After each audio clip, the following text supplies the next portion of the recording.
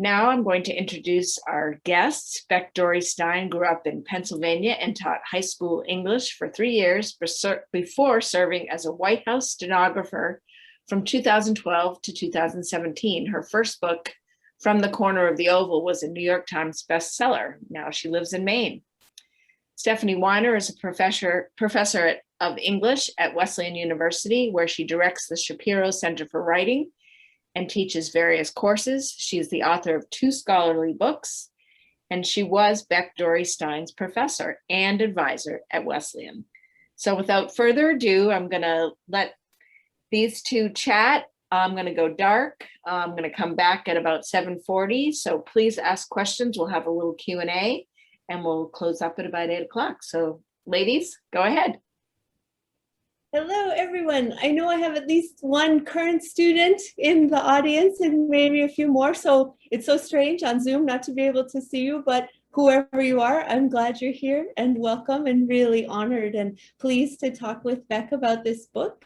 So I have lots of questions, and I worry that my questions are a little bit more like professor questions than conversationalist questions, but I will do my best. And I do think this is a wit and warmth seems to me right about this novel. I too tore through it and enjoyed it immensely. I also think it's very wise and laugh out loud funny, beautifully crafted, and very much in the great tradition of hilarious novels and coming of age stories. So I'm just really pleased to be able to talk about it with Beck. And so the first question I have for her is just, what's the book about? I'm curious how she thinks of its core plot structures and its motivating themes. Hi, Stephanie. Thank you so much for doing this. I will answer your question, but I just want to thank you for hosting this and doing this with me. It is such an honor. Thank you everyone for attending. Again, it's a weird time to be doing Zoom because it's summer and it's nice out finally. So thank you for carving out time on a Tuesday. And also, before I talk about the plot, Stephanie, like this all kind of started with you. I transferred to Wesleyan as a sophomore. I had no idea what I was doing. I knew I loved the English department. I found you, I think, my first semester, and then like just stalked all of your classes the rest of the time at Wesleyan. I think I took a class every semester. So thank you for what you did for me and what you continue to do to this day. And also, I can't believe all the nice things you just said about this book. I was like fighting back tears, and we have just started. Rock the Boat is about 3 30-somethings who return home to their beachside town, not having checked the boxes that they thought they would have by the time, you know, our 20s are supposed to be messy. Our 30s are supposed to, like, you're supposed to have your act together. And these 3 characters, Ziggy, Kate, and Miles, certainly do not. And so they reconnect for one summer at home, fighting the inclination to regress when you ever return home, and also trying to evolve as people and as friends. Yeah. So maybe I can ask you, why did you decide to set the novel in this seaside town in New Jersey? What's the place like, and why were you drawn to it as a setting? So it's twofold, I'd say. When I left Washington, D.C. in 2017, I moved back to Philly and reconnected with a bunch of my high school friends and felt that pull of, I could stay here forever and that would be really nice. But I also felt sort of behind. I had had this crazy opportunity to fly on Air Force One and travel with President Obama. And all of a sudden I found myself back home, and, you know, I was single romantically, and all of my friends were married and they had houses and they were talking about having kids if they didn't already have them. So I suddenly had this identity crisis of like, did I do everything wrong? Even though I have achieved like my dream career and I get to start writing books, did I do everything wrong, that this is not what everyone else is doing? And I felt that pressure. And so to sort of alleviate that pressure, I started going to Cape May, New Jersey, where my parents have a beach house. And the pace in a vacation town is so slow, especially in the off season, which is when I started going there. And so it's just sort of like a lot of, you know, it's a service industry sort of town. So a lot of people aren't going into work until it's time to wait tables. And it really worked for me for writing purposes. And I even worked at my friend's restaurant. And I just loved that pace of life. I love the dynamics between locals and tourists, which I hope we'll talk about. And it gave me so much material.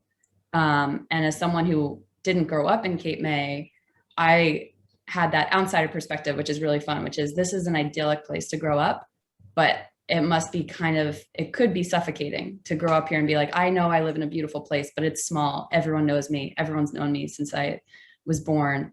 And then the other really flip of the coin, just fictional pop culture reference, is in the throes of my darkest hours, I would always return to Gilmore Girls, the show. And so I loved Stars Hollow. And I was like, I just need to live in a beachside Stars Hollow. And so that's what I wanted to create with Sea Point. Yeah, that's very interesting, actually, because one of the things that I was struck about in terms of this setting is that it's small enough in terms of just the number of main principles that characters know each other. They've known each other for a long time. Their parents and their teachers know one another. Like you're caught in a web of multiply reinforcing relationships, and also people know your sister, which is a big part of the plot too, right? That you can't kind of remake yourself sui generis when you decide to turn over a new leaf, but you've got to negotiate all of this. So that's really interesting. And at the same time, it seemed to me that, okay, it's on the coast, it's on the edge. Like the only place you can go is inland, right? There's a way in which it, like, I don't know, metaphorically as a place seems to me like you're going to a kind of point where all you can do is face up to where you've come from. You can't keep going in that direction, right? In that direction is just ocean, right? So that there's some way in which it's like, on the one hand, this very knitted kind of thing, but in the other way, it felt in the novel very much like, that's it. There's the ocean and you've got to deal with where you are. No running. Real sink or swim. There's only places that you can escape to. Yeah. So do you want to talk more about the tourism locals dynamic? I thought that was a really interesting. Oh, sure. Yeah, it's so fun. And I see it now. I live in Maine and I live in this really wonderful village where I've only been here a year, and it's not like I know everyone, but it's a small town. And so when I walk out, I do have to sort of build in 5 minutes in case I see any of my neighbors. And so like I have been running late to everything all the time because it's just like I don't know if it's a Midwestern thing or, I mean, it's not Midwest. To me, it struck me as Midwestern initially, but maybe it's just small town. But like if you try to jet anywhere, people are like, is everything okay? And I kind of love it. And then every once in a while when I'm really late, I'm like, oh, this is where a city is really nice. But oh, now I'm forgetting the question. It's about locals and oh yeah. So when I was in Cape May, especially in the off season and even more in the high season in the summer when it's just inundated with tourists, those dynamics are so interesting, right? Because a town like that relies on tourism. It's indisputable. That's how everyone kind of makes a livelihood. And yet also you have these people who come in and they're staying for a weekend or a week or a month, and then they get to go back into their like real lives.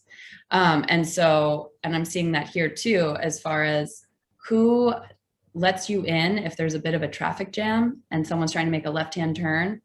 And it's usually the locals, because they're like, at the end of the day, everyone's got it, like everyone's trying to get somewhere.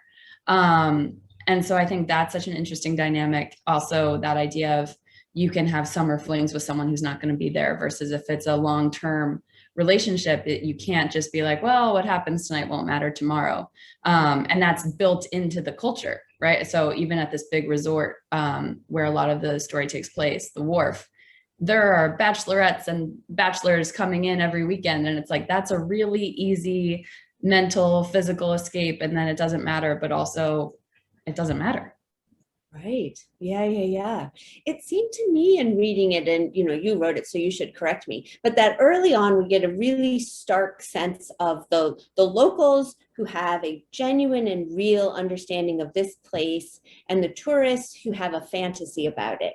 And that the tourists come in and they get to experience a kind of vacation from their own life by being in a place that's not their place, and that they don't have to understand, and that they don't have to navigate. Like all of their relationships can be either inconsequential or like mediated by money. They can buy things. They don't have to have other kinds of relationships, right?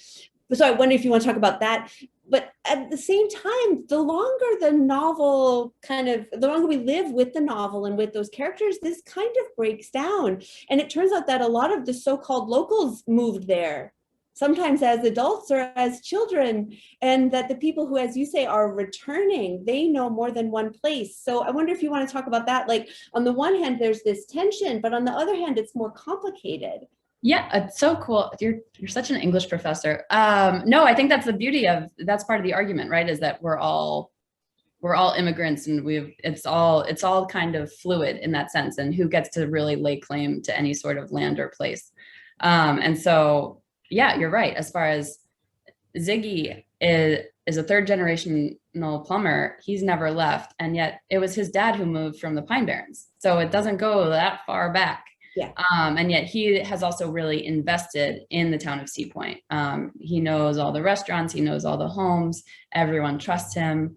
And then you have Kate, who has been living in New York and couldn't get out of Sea Point fast enough, finds herself back in town, oh so reluctantly, to put it lightly, and really just has this one summer to save up money, make some connections, and then she wants to get back to New York as quickly as possible. And Miles, the third main character, has been living on the West Coast. Again, he's another character that's fled like Kate. And when he is given an ultimatum by his mother about if he wants to take over the wharf or not, and like so many young men I know, as soon as he is threatened with the idea of not getting something that he took for granted, he flies back home and is like, oh, I think I want it, or at least I want to make sure I can have it if I want it. And you're right, as far as they all come home, and then it's just this idea of like, we're allowed to have more than one home, and we're allowed to have more than one destination. And also the tourists, even though they're only there, that doesn't, we can't deny like that everyone is allowed to have their heart somewhere. So even if, I think a lot of us can relate to, oh, if you went to one place once as a kid and you've only been there once, you're probably dying to get back there because it was such a memorable trip. Yeah. So it's not that easy, even though at first it presents that way in the book, it's not that easy to just dismiss one's experience if it hasn't been their whole life there. Right. Do you think that these are the key factors then, that people trust you, that you've invested in the town, that you have significant memories, or are those the crucial factors rather than where you grew up? I think so, but don't make me write a thesis on it. No, but it seems like this is one of the main questions the novel is asking, like, how do you figure out where you belong? And is that something each person can decide for themselves, or are there factors outside of them? Yeah, and that is the beauty of it, where in the beginning, the book opens with Kate, and she's not especially likable. She embodies a lot of the societal qualms I had then and I have now when I was writing it. But I think such a big part of it is who she surrounds herself with. And New York is New York, and it can be any city, any place. New York is an easy target just because I didn't want to write about DC, which I knew really well. And New York is also hailed as the greatest city on earth. So I like taking down, the big dog. But it's also just, she's been in this relationship for a long time. She's working for her boyfriend's mother. So she is so embedded in this one circle. And she has to ask herself if it really brings out the best in her. And then when she goes home, as much as she doesn't want to be there, she finds that she's actually happier. And around people who know her really well, and maybe that's not a bad thing. Yeah. And so then instead of in New York, where she tries to create a kind of perfect circle that matches her vision of a kind of person she'd like to be, back in Sea Point, she's thrust into this circle that she can't choose, that includes like former teachers and, people who she's known in her former jobs and all of this kind of thing, right? So that then, and it's different kind of people in different walks of life, different generations, kids, but so that now she can't create a kind of little bubble for herself. And then actually she grows into more of herself through those interactions than she ever could when she's trying to like create this perfect space. Yeah, we talk about curating identity on social media, which is definitely what she's trying to do. And I think that what you're saying is so right, as far as she's doing that in her whole life. And then when she goes home and she has to sort of surrender to like, this is not, Instagrammable, and yet this is what it is. How do I make the best of it? And also once she starts sort of bending her knees mentally as to like, I'm actually enjoying this, or this is a really nice conversation, or I didn't think I missed this person, and I really missed this person. Even for this event tonight, I was emailing some Wesleyan friends, and I was like, just searching your name in my Gmail to tell you about this event makes me so happy because I haven't gotten to see you in so long. So I think it's like, it's really easy, especially with distance, especially after this last year, it's so easy to sort of hang tight to what we know. And then if we kind of get to go back a few steps, it's like, oh, there's something really comforting about people who have known us for more than, 11 minutes. Yep. There's also many hilarious moments where she thinks people are going to want to ask her about how her boyfriend dumped her or how she's not in her high-powered job. And it turns out no one cares. They have their own concerns. Yeah, she's I relate to Kate and some of her worst qualities as far as that moment where you feel like you're back in high school and you have a terrible pimple and you're like, everyone's looking. And it's like, no, everyone has their own life. No one cares. Yeah. Do you want to talk more about that too? I was really struck, again, as a historian of the novel, thinking about a novel like Emma, Jane Austen's, her second to the last novel, I think, or whatever, near the end of her career, where she said she deliberately tried to create a character that no one would like but herself. And so there seems to be something deep in the DNA of comedic fiction that you want a character that makes us uncomfortable, that we maybe don't like, especially at the beginning. So were you thinking of Kate in those terms? And how did you try to make her, on the one hand, capable of growth, but on the other hand, likable enough that we care? That was the challenge with Kate, was I really, in the beginning, she was almost like my voodoo doll of everything that I was grappling with, where I was like, this is me at my worst, right? Where if you have an Instagram or a social media presence, which now as an author, I have to. And it's like, how do I present in this best way? But how it's always humble bragging or just straight up bragging. So I don't know how to negotiate that. She's dealing with that. It's such a dumb thing that takes up way too much space. And also, she's the person that you don't want to see in the grocery store when you're having a bad day, because from the outside, it seems in the beginning like she really has it all together. She's thriving professionally. She's thriving on a personal level. And so that's also what I was so excited about, was like, here's this girl that if I met her, I'd be so intimidated by her. She gets confused for celebrities in New York all the time. She intentionally wears big sunglasses, so she will be intentionally confused for celebrities because it makes her feel really good. She's just awful. And at the same time, it's like, it's all coming from a source of insecurity. So then once we can get into that, it's really nice because we're all human. So we're all just grappling with these insecurities. And so once I put her through hell and have her on her back, she's actually as likable as anyone else. Yeah, no, I liked her. And even from the beginning, I liked her. And I think we all recognize parts of ourselves in that, right? There's something human. And in a way, it feels like the specific challenges of a young woman, but it also just feels like human dynamics, right? Mm-hmm. And even when she has a moment of self-awareness, she's like, oh, that's sort of obnoxious, but I'm going to do it anyway. Yeah, that's right. It takes her a while. She has like gradual self-revelation, but sometimes she will realize, oh, I have to like course correct a little bit so that I continue to do the thing that's in fact not good for me, which should like double down on the bad thing with this new tiny insight.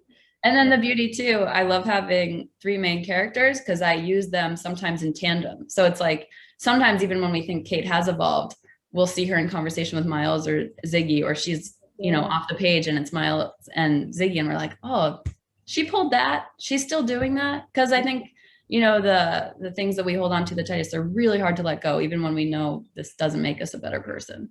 Yeah. It strikes me too that all the characters are dealing with really everyday quotidian challenges, like how Kate feels kind of outclassed by her sister, who's more beautiful and has a child and is married and had a professional career, right? So, sibling rivalry, or, poor Ziggy with his father dying and just being unaware of where to go next and how to carry on the business. I mean, there's nothing melodramatic or unusual about these dramas. It seems interesting after From the Corner of the Oval, where you're in a kind of stratospheric, very unusual kind of space, that you decided to pivot to this space that's much more, kind of lower volume in terms of the conflict. Yeah. Well, and also not about my life, thank goodness. Yeah. But For this, I mean, the final book is, as what you say, kind of lower stakes and also just more recognizable. The first draft, actually, I had a body found in the basement of a convent. And it's sort of like the evolution of a book, 2 years ago versus now. But also, I think it was the longer I spent in Philadelphia and Cape May, the more I reconnected with old friends, made some new friends, spoke with people who were in their 30s. Everyone was unraveled. I kind of thought I was the only one. And then quickly I realized, oh, even my friends who are married, do have kids, have a house, whatever, they're as confused and lost and overwhelmed as anyone who is single and bouncing between jobs. It's just no one feels secure and safe, which would be upsetting, except it's actually great because we're all in the same boat. Yeah, yeah. And do you think this is like, I don't know, acute for your generation, that it's amplified by social media and, I don't know, the precariousness in the economy since you graduated, whatever? Or do you think this, or do you think it's a human thing that in your 30s, people are still growing up? It's not like you finish. I think it's true for every generation. In the book, I have a former teacher of Kate's, talk to her in the library and just be like, it's always coming of age. We can't limit this to YA, like the teen section. Yeah, I have that quote. I love that quote. She says, "There's no way a bunch of teenagers deserve to monopolize coming of age. We are coming of age all the time unless we die or until we die, or else we're already dead." So it seems like, yeah, the choice isn't to grow up or be juvenile, but the choice is to grow up or die. Like, yeah, I think, keep growing up. Yeah, and I think what you said earlier, it's this constant effort to course correct as we go along, knowing we're going to slip up. One of my good friends from the White House, Hope, one of her favorite things to say is like, we're learning. You're always learning. Every time I would mess up, she'd be like, you're learning. And it was such a forgiving, generous way of approaching someone in her 20s and then her 30s messing up. It was like, you haven't learned your lesson yet. You're going to learn it eventually. You're just still going through it. Yeah. That seems very wise to me. That seems right. And I found myself with very wise people, and then I just take their lines and put them on paper. It's good. This is having a good ear. And I think you can take credit for that. Like, I don't know, when you bring a really nice bakery cake to an event, like, okay, I didn't make it, but I knew where to get a really good cake. That's true. Yeah. Something in that. But I was also going to say, like, it seems like we might think that that we could ever be done with growing up is one of the kind of complacent ideas that you're fighting in the book, but also that you could ever be done kind of changing or be satisfied with yourself. So that the characters learn that it's good to be dissatisfied, that it is okay, that, right, you're not trying to, like Kate early on, it seems like she can't let in any of her self-dissatisfaction because then she couldn't curate appropriately, right? But in fact, yeah, it's good. Yeah, exactly. And it's so true. I read a quote recently, I can't remember, but one of my favorite ideas is just this idea of, oh, I used to want that and now I don't. And that's okay. Yeah. And it's so simple and it's so ridiculous, but we get on these tracks. I was always in college, I was so envious of my friends who knew they wanted to go to med school, because it was like, they're on track and they're just gonna sail through the gauntlet of medical school and everything that comes after. But I think it's so difficult if all of a sudden you're halfway through and you have to face up to, oh, maybe this isn't what I want to do. And even if that's a more honest life, it's just like we project onto ourselves what we think we want, and that's so hard to fight. Yeah. So this is somewhat related, but maybe a different tack.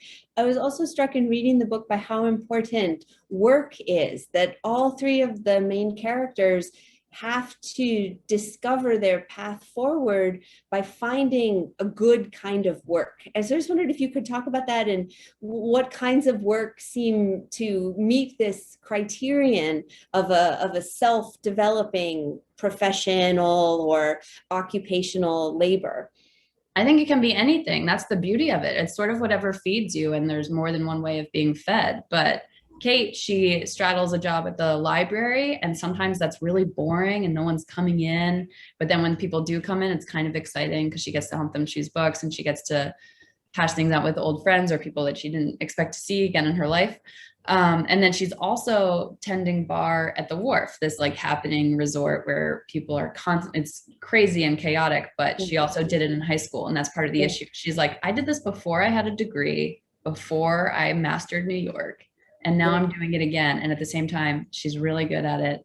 And she derives so much joy from it, and also like a lot of agency. I've never gotten to be a bartender, and I love bartenders just because it's like I've waited a bunch of tables, and as a server you have to approach the table and you're sort of, I don't know, you're just their servant. You have to approach them if they're having a bad night, if they're fighting with each other. It's just sort of a disaster for you. And if you're the bartender, you get to run that, and they have to approach you, and usually it's a little elevated. So you get to kind of look down on everyone, and you get to ignore people if they're being obnoxious. You get to cut people off if they've had too much. And so she kind of embraces that too, even though it is a service industry job, and she thought she was over that. And that definitely, I scooped that up from my own life, as far as I've waited tables a bunch of different chapters of my life. And then in 2019, when I was writing this book, I worked in my friend's restaurant, and it was so humbling because people will say the most ridiculous things to you as a server. And there's actually a line in there that I wrote down when it happened, and I was like, this is going in a book. And this guy, I was like, the special, it was some sort of clams or something, and he was like, I bet you don't even know where it is. And it was from yeah, the Ipswich clams. Yeah. And he was just like, I bet you don't even know where that is. And I was just like, what? And I left because I was just speechless. And I came back, and he was like, my wife says I should apologize to you. I'm like, okay, sure. So all of that is really interesting, but especially in the last year, and since we've all been isolated, and even before that as a writer, I have found myself really, I taught before, and I found myself really missing interpersonal relations, and just getting to like make someone smile, make someone laugh. It might not even be some sort of professional exchange, but just that idea of we derive so much meaning and value from interacting with other people. Yeah. And so much of what these characters have to figure out, regardless of what the actual job is just like, where do they feel like they're valued, and where do they feel like, oh no, I want to push myself in this direction. Yep.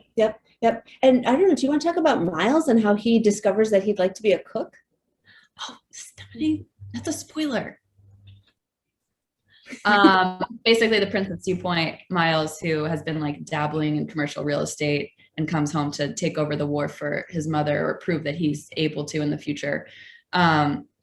He was inspired a few years ago. I was reading Kitchen Confidential by Anthony Bourdain, and I went down this crazy Anthony Bourdain rabbit hole. And so much of what Bourdain talks about is like, I was such a bad kid. No one could keep me in line. I was such a rebel. And then I got in the kitchen, and I loved being told what to do. And it was like everything that I was rebelling against didn't matter in there, because people didn't have the time for it. And I really, and so I love that idea. And I love this idea of a character that thinks he's had everything. He's allowed to also strive for more and want more. And for so much of his life, people have just sort of opened doors and rolled out carpets for him. And so the kitchen is the one place where he's told no over and over and over. The chef there, Natalie, is like, I don't need you in here. You're not good. You've never done this before. This is a lark. And no. And he finally slowly proves himself. And I love that idea of, if we find, I'm not disciplined in any way, except when it comes to writing. I get so easily distracted. And if I get into writing, I'm in the zone. And I felt like that was Ziggy in the kitchen, where it was like almost a mesmerizing focus. And that's what, the beauty of a calling is. Yeah, it's interesting too, because it connects to the theme about the fantastical or the fake as opposed to the real, because you can't fake anything in the kitchen. If you don't know how to slice up the salmon, you don't know how to slice up the salmon. You just don't know how. You can't pretend. So he confronts, like, there's absolutely no ability to fake it. Right. Versus, and I felt like I've known so many people like this in DC and since, where his job in commercial real estate, he's not a licensed realtor. He's there basically because of a connection from college, where they were like, you have a great face and you're charming, so just go to parties and schmooze and like connect for us, like be our networker. So I think it's called like a community director. Yep. But it's just like he's not happy in it, because he knows it's like, this isn't me working hard. This is me just kind of getting by. Yeah. And it seems like again and again and again, the characters think that work has to do with money. And okay, so Kate says, I need to make more money so I can get back out of Sea Point, so I'll take this job. But it turns out that the benefit the job offers has nothing to do with money, that it has to do with these other things. So it seemed to me also in the novel that you were kind of trumpeting the value of work as a space for discipline and mastery and being of service to somebody, doing something worthwhile, being able, like you said, to give someone a smile because you've brought them their dinner or you've made their drink really nicely, right? That those are the things that matter. And that's where the growth comes from the characters, not from the money that they get. Yeah, you are just so smart, Stephanie. I just want you to write my next book for me. I'll just read your next book. Yeah. No, and it's so true. As far as when I was waiting tables in the beginning, I was so bad at it. And then I was beating myself up. I was like, how am I this bad at waiting tables after everything I've done? Like, I've flown around the world with President Obama 50 times over, and I can handle that pressure. And I can't remember the specials and say them and enunciate correctly because I get so nervous. Yeah. And then, there's a crazy evolution or at least that happened for me, where all of a sudden it was like, oh, I did well with a few tables. And the next night I did well with even more tables. Right. And as I sort of improved my skills, it was like, oh, it feels so good to have been bad at something and to slowly improve. And then it's just like all of that value that I thought I didn't have is like, no, I did. I just had to earn it. Mm-hmm. Yeah. That's interesting. And I love this metaphor of earning it, right? It goes back to my point about it's not about earning the paycheck, right? It's about earning the confidence. Right. Earn it. Yeah. That could be your key word. Yeah. It feels to me also like this is one of the ways that the novel again puts itself in the place of everyday lessons that people have to learn and keep learning, right? And so then, okay, I can imagine that without any spoilers, the characters could achieve a certain level of skill in whatever the thing is, but the novel doesn't end with them being done with that kind of thing. But in every case, they have some plan that will open out a new set of challenges, a new thing they'll have to learn in that sphere. So it's also a space where, or a theme or a kind of aspect of the plot that keeps insisting on this need for further growth. And for that further growth to happen, they first all have to sort of let go with their preconceived notions of what they thought they needed. Yeah. And they also have to ask someone else for help. And I think that's really important. Yeah, None why? of Yeah, why on is that track. Help is important, right? Like why? Oh, because I think, at least for me, whenever I'm freaking out, I just kind of go into myself. And that's really when I have found it's like the worst reaction to possibly have. And that with all of these characters right now, I'm thinking of Ziggy, it's like he's holding these secrets and so stressed. And then someone is like, do you want my approval or do you want my help? And when he says, I need your help, that's when all the doors open and sort of everything that he thought he had to do by himself. It's like, no, everyone's here for you, but you have to let people know that you need it. And I think that's so true. Right now, everyone's really busy. As the world opens back up, it's really easy to just think, I've got to do this by myself. And I think it's so important to remember that everyone has a community, whether it's a small support system or a stranger who just like, you're like, I'm going to take a chance. Maybe this person can help me. It's worth it. Yeah. And what pride gets in the way. Yeah. So maybe one last question. I wonder, do you want to talk at all about where you're thinking of going in your future writing, or what you're reading that's inspiring to you? Like as you kind of pivot in a new direction, where do you look? So I just read, great books fall into my lap all the time. And it's really a blessing and also a curse because it's so intimidating I like to like kind of read up. And then I'm just like, this is a beautiful sentence. This is a beautiful book. I can't write like this. But it's nice to admire really skilled writers. So right now I'm reading Maggie Shipstead's Great Circle, which everyone's loving. But what's fun about that is that I discovered her during COVID. And so I read her first 2 books. And same with Lily King, where it's like I've gotten to do this like deep dive into both authors and just read everything they've written. And then I'm listening to The Other Black Girl, which is also really fun. And also my friend Caitlin Ware just had a book come out. She's a fellow Mainer, and she had a book come out that I'm a little scared about. It's a thriller, but she lives down the street, so I've got to read it. It's called The Damage. And yeah, it's getting a lot of praise. Terrifying. I Yes. know. But again, it all goes back. It's a thriller, but I think it's a thoughtful thriller where it really centers around family dynamics. And so moving forward with my own writing, it's like, I think that's really where I love thinking about, especially sisters and sisters, Mm. the rivalry and the ambition, and also just how you can grow up in the same household and have such different experiences. And not just memories of childhood, but also like as adults, how are you each treated, and how does that sort of manifest in what you do professionally and how you handle your personal life? Yeah. It is always so striking with children, right? And I think this is a plot again that's been in the novel forever. Like on the one hand, if you were going to run some sort of social experiment, they have the exact same environment. So if they're two little plants, why don't they grow up the same? But they don't. So on the one hand, they're shaped by that environment and by the interaction between them. But in another way, each is her own person, and you can't reduce it to that. And so that dynamic of, on the one hand, unique, and on the other hand, affected, that's just endlessly interesting. I think so too. Yeah. It might be because we both have sisters, but Yeah. And we both have wonderful sisters. Yeah. We We're do. lucky. Yeah. Patty, Well, back in. Yeah. I did pop back in. I am enjoying the banter between the two of you and the mutual admiration. It's pretty fantastic. And I'm just feeling like you must be so proud as a professor that of Beck and who she is as a person, a writer, and a woman. I mean, I'm feeling it, but really, really terrific. We've got some great questions coming in. We definitely have, Beck, I think some buddies of yours. oh, good. Yeah, who are loving your shirt, by the way. Hmm. The I was red surprised if they attended. Yeah, so they definitely attended. Pretty much an obvious question here. I guess my first question, just when you were talking about the books, you said, I'm listening to a lot of books. Do you prefer the audio book? Do you listen while you're reading or in the car? It's just funny that you mentioned 2 or 3 books that you're listening to. Yeah, so I don't necessarily prefer it. I just feel like it allows me to get through more books. And so I really look forward to an audiobook in a really different way. Especially on a long drive by myself. Now that I'm in Maine and I'm 8 hours from my family, if I do an 8-hour drive, it's like, I don't even think about it. I go, oh, that's not even a full audiobook.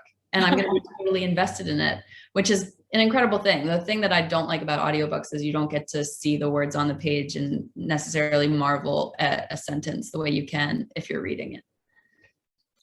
I was also thinking about, we've hosted a lot of Mainers.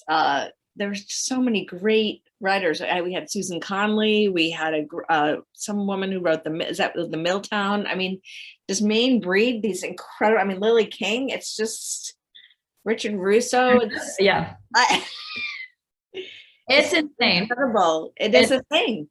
It's a thing that I didn't know, but it also makes so much sense because I arrived here and I was like, I am surrounded by beauty every day. I walk out of my house and it smells like salt air. I love it. And it's so conducive to writing and being creative.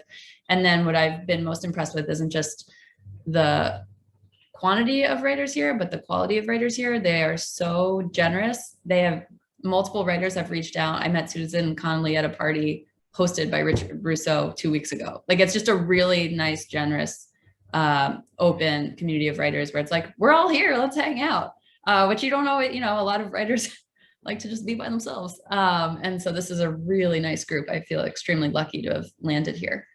That's terrific. How did you end up in Maine?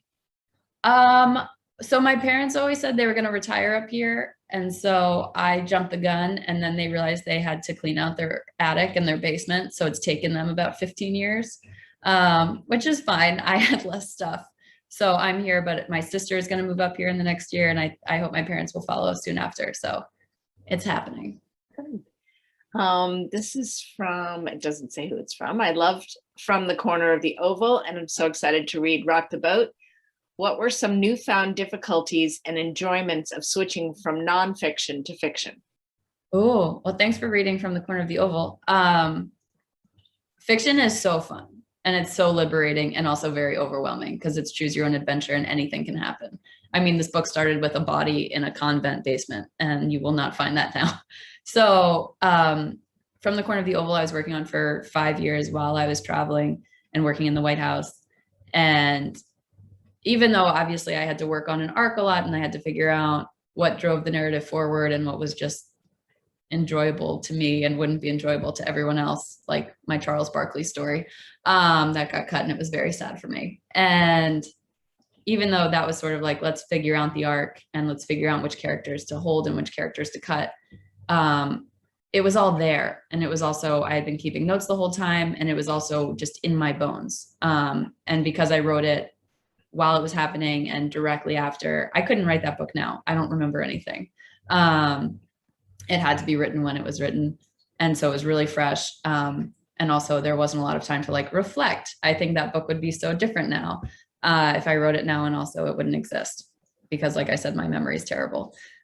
With a novel, it's just incredible. You get to create these characters that then you're like, I don't really like her, but that's okay. It's so different. You know, we're doing a Zoom event, but it's so different than going to a book event last time where I had to interact with a lot of mothers who were like, you made a lot of bad decisions. And I don't know what to ever say to that. Wow. Now Kate makes bad decisions, but I'm like, yeah, she does. Let's talk about it.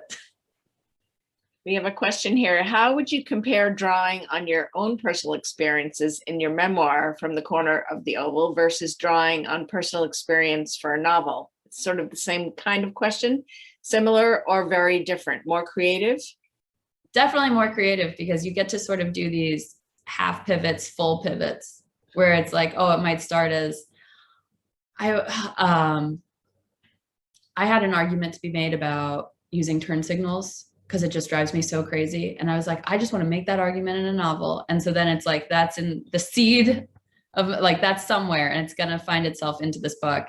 And it does. And it has nothing to do with me. It has everything to do with these two particular characters and their dynamic.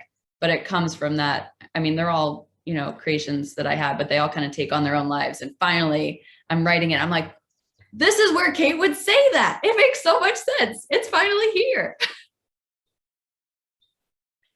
This is from Laura. She says, hi, Beck. I love how reflective you have been in response to place, and how the places you've been and lived inspired you to write this book. As a Mainer myself, I'm wondering, has your new physical environment in Maine inspired ideas for further writing, books, and/or settings, social dynamics or phenomena that you have observed, or the natural landscape? Wow, that sounds like a professorial question. I was gonna say, it sounds like a writer in Maine. Yes, definitely. Yeah, just beautiful thinkers. Yes, it's definitely inspired a lot of writing, but also I love it here. So I have to be really careful about what I write about. Every morning I take my dogs to this amazing dog mecca of a beach. And it's like, oh, it would be so easy to write a book about this place because you just have so many different social dynamics. And then the setting is this beautiful beach, and the weather's always a little different every day.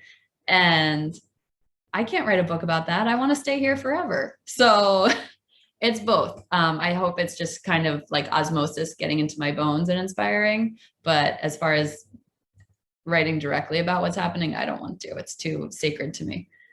Okay. Louise asks, will any of these characters in your current book show up in future books? Which then leads to another question. What are you working on now? Which is what people always want to know. The second question first, which is I'm working on a book about sisters and ambition, and my editor just accepted it, which is really exciting. So it's definitely going to happen. Congratulations. Thank you. So that's going to happen, which is great. And what was the first question? What you're working on? You know, it popped off my Q&A. Oh, well, that's what I'm working on. Any character's gonna come back. Oh, yeah, which often happens. Well, are we going to see these characters again? Thank you. We'll see. Not in the next book because my brain is somewhere else. It's left New Jersey, at least for now. But definitely, I love these characters, so we'll see. Okay. Would love to hear about books Beck has found influential that she read at Wesleyan or elsewhere. So not books on your table, but what do you think sort of has inspired? I just said I don't have a memory from 5 years ago. Now I'm just aging myself. I would say any book or poem that I read in Stephanie Kuduk Weiner's many courses. They're lockboxed in here. Okay, Emma asks, you've talked a bit about inspiration and what you're reading now, but is there anything aside from Gilmore Girls that you are reading, listening to? Again, that's more of an inspiration. People really want to know what you're reading. And I think, Professor, you too. What I mean, our participants all during COVID have really, I think, looking for something that it's not on their bedside table that you found really, really good. So I'd like you both to speak about that. Stephanie, you go first.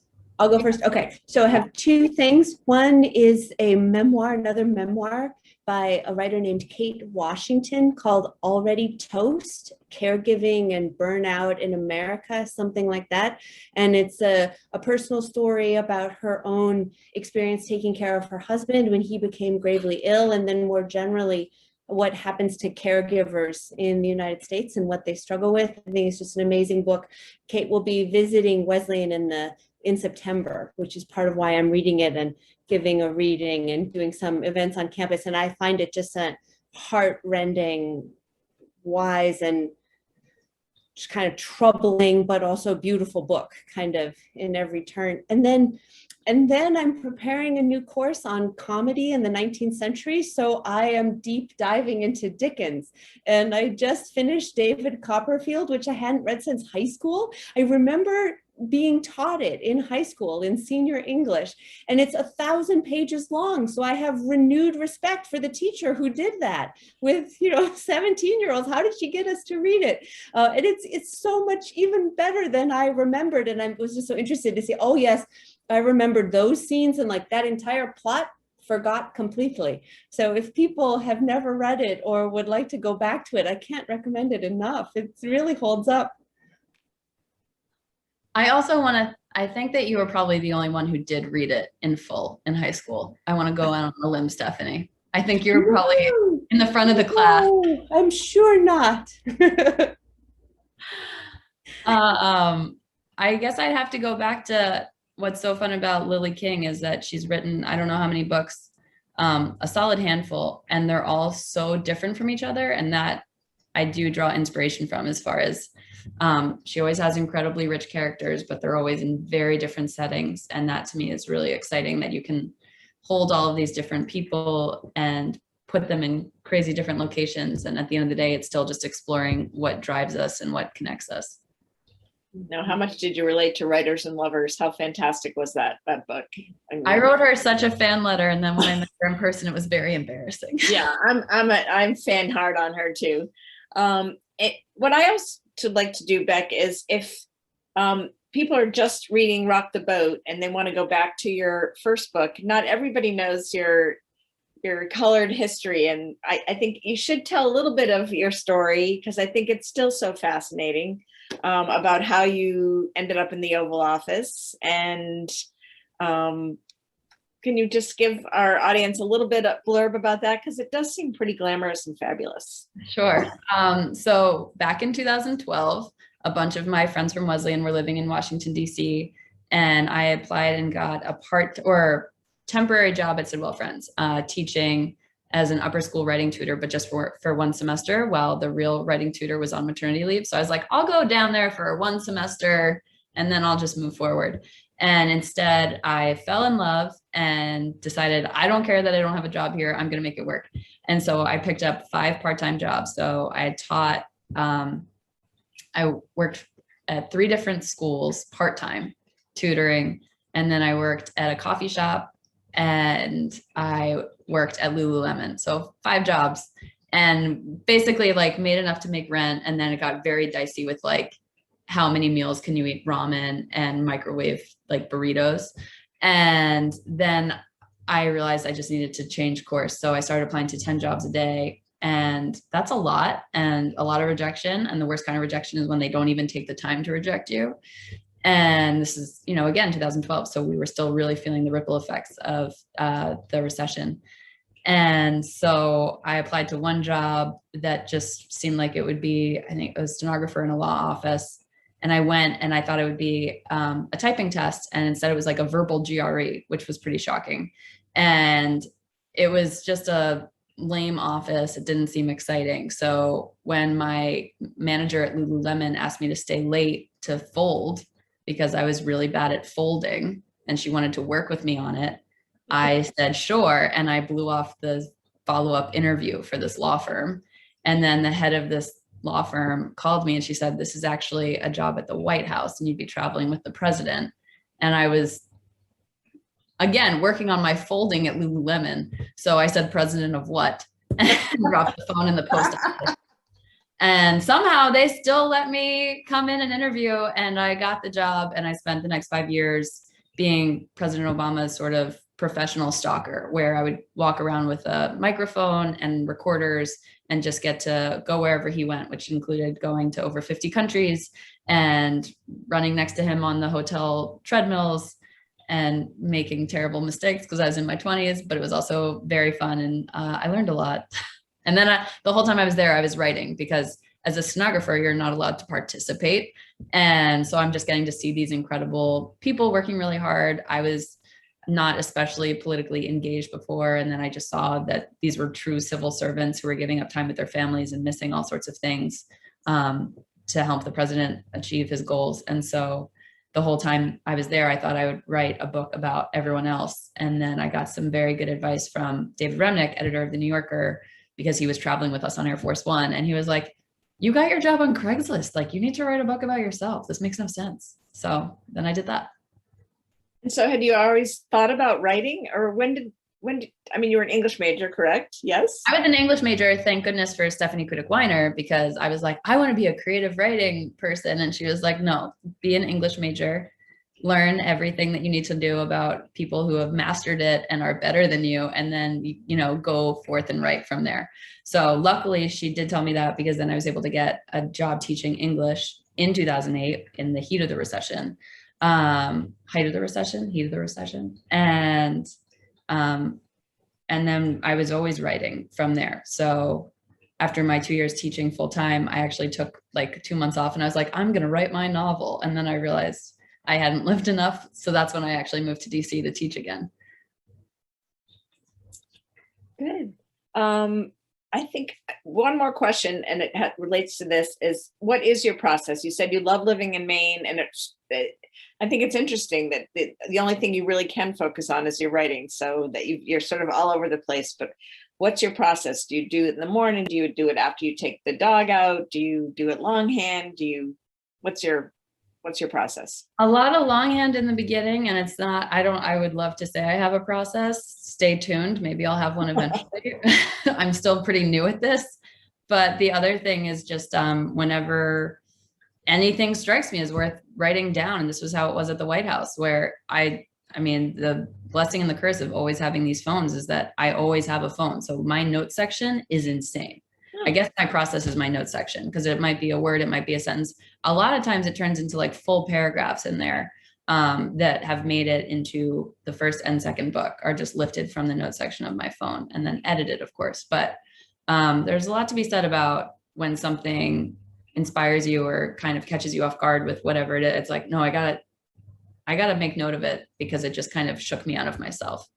Oh, that's cool. And I do a lot of these events. I've never heard anyone use the phone as much. I've seen Post-its, I've seen poster boards, I've seen longhand, but no one's really talked about the phone. I think that's amazing. And you're jotting it down. Well, maybe that's because you were a stenographer, no, my typing is no good, but I think because I was at the White House and everyone was on their phones all the time. So if I had taken out like a notebook and started taking notes, which I did in the beginning, everyone was like, what are you doing, spy? You know, but on the phone, you can do whatever, because everyone's on their phone. There was no eye contact. Everyone was on their phone trying to coordinate things. So I could do it without anyone suspecting anything. Was there anything you miss about that life? I miss the plane. I miss my friends. I miss President Obama. People ask all the time, like, do I wish I were there? And I was like, no, like that was such a special time, and it was all the right people. And I wouldn't trade that for anything. But If that whole team were there right now, I would have FOMO, but as it is, it's like, okay, that's like, you know, in the trophy case is something I got to be a part of, and I'm so grateful, and it's over. And now I get to go to a dog beach every day in Maine, and that's also great. Well, we can't wait to read your next novel. So terrific. I also love the cover, which is similar to it must be the same. Is it the same artist that did your, No, not the same artist. Same typeface. Same typeface. Yeah. Different artist for the turtles, though.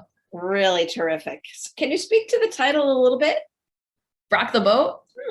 Yeah, so it was a placeholder. I just had it as there because there's a significant part of the book is that every year there's an annual Rock the Boat party, and they take the ferry out the town.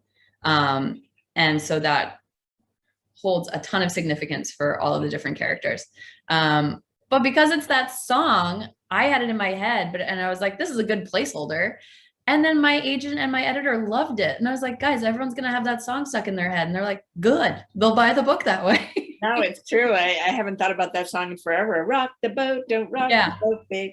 All right. On that note, I want everyone watching to buy the book, preferably from from RJ Julia's, from BookHampton. You can go in, you can click on the chat box. Will make it really easy for you. Please buy local, buy from your independent bookstore. This has been an amazing event, watching you and Stephanie chat. Beck, you've got it all going on. You're going to really do great. We can't wait. Great things coming. So thanks for sharing your night with us. Thanks to all the participants. Buy your copy of the book. And hopefully next time you'll come to the store. Oh, that was so fun. I can't wait. We'll meet in Middletown. That sounds good. All right. Thank you, everybody. Thank you. Good night. Thank you.